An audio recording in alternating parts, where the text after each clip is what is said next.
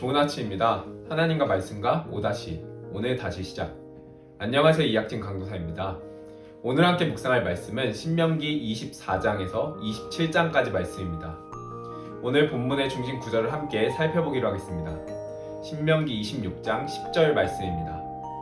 여호와여, 이제 내가 주께서 내게 주신 토지 소산을 만물을 가져왔나이다 하고 너는 그것을 내 하나님 여호와 앞에 두고 내 하나님 여호와 앞에 경배할 것이며.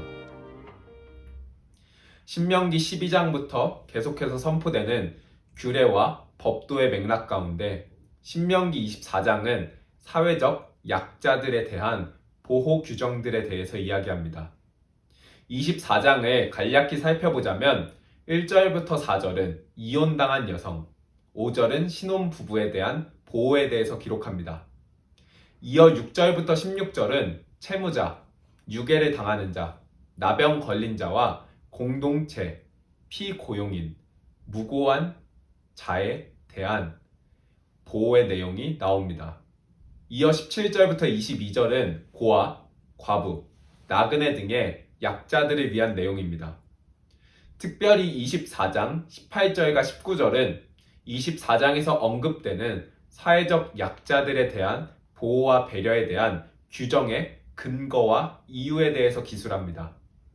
18절과 19절은 본래 애굽의 종되었던 너희를 하나님께서 속량하셨던 것을 기억하여 약자들에게 행하라고 권면하며 그리하면 하나님께서 내 손으로 하는 모든 일에 복을 내리실 것이라 약속합니다.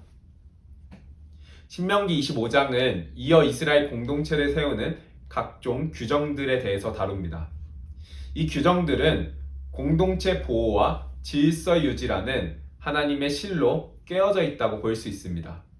먼저 이 1절에서 3절은 재판에 대한 규례와 범죄자에 대한 보호 규정을 다루며 4절은 짐승을 잘 보살필 것에 대한 보호 규정을 언급합니다. 5절부터 10절은 소위 수혼법이라 하여 아들이 없는 과부에 대한 규정을 다룹니다. 11절과 12절은 과도한 폭력이나 남의 가계에 해를 가하는 행동에 대한 규정을 다루며 13절부터 16절은 정직한 계산에 대한 규정을, 17절부터 19절은 언제나 이스라엘을 대적하고 있는 아말렉을 기억하고 진멸하라는 규정을 기록합니다. 신명기 26장은 가나안 땅에 들어가서 얻게 될 토지 소산의 첫 열매를 드리는 것과 11조에 대한 규례를 기록합니다. 모세는 이스라엘 백성에게 애굽의 종되었던 그들을 구원하시고 약속하신 대로 젖과 꿀이 흐르는 가나안 땅으로 그들을 인도하여 땅에 소산을 주신 하나님께 감사하는 마음으로 토지 소산의 만물을 하나님께 드리라고 선포합니다. 이어 11조, 특별히 3년차 11조에 대한 말씀이 이어집니다. 3년차 11조의 용도는 주로 구제에 있었는데 이는 앞서 주신 계명들의 연장선에서 사회적 약자들을 위한 보호와 배려라 할 수 있습니다. 16절부터 19절은 12장부터 시작되었던 규례와 법도의 결론적 요약이라 할 수 있습니다. 모세는 여호와의 성민답게 모든 규례와 법도를 명령한 대로 마음을 다하고 뜻을 다하여 지켜 행하고 하나님을 인정할 것을 요구합니다. 신명기 12장부터 26장이 규례와 법도의 내용이었다면 27장부터는 이 언약을 맺는 절차에 대해서 기록합니다.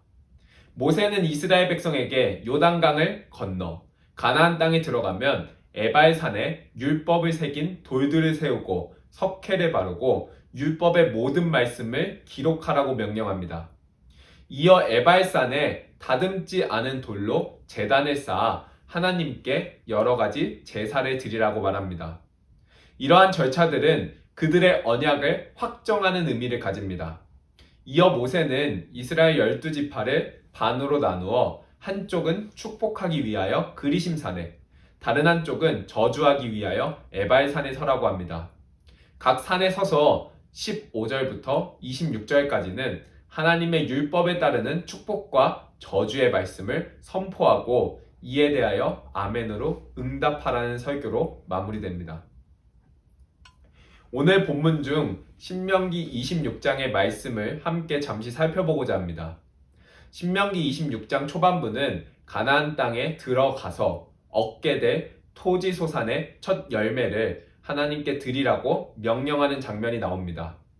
이 장면에서 흥미로운 점은 그 소산을 하나님께서 주셨음에 감사하는 것이 아니라 하나님께서 조상에게 약속하신 그 땅에 우리가 들어왔음과 또한 내가 들어와 있는 이 자리는 하나님께서 허락하시고 친히 인도하시어 있게 하신 자리라는 고백을 하고 있다는 점입니다.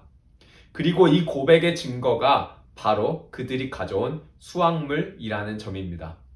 소산을 드리는 그들의 고백에는 손에 쥔 것이 아무것도 없던 우리의 모든 근원과 근거와 생명 되어주신 하나님과 그분이 행하신 일에 대한 기억과 고백이 담겨 있다 할 수 있습니다.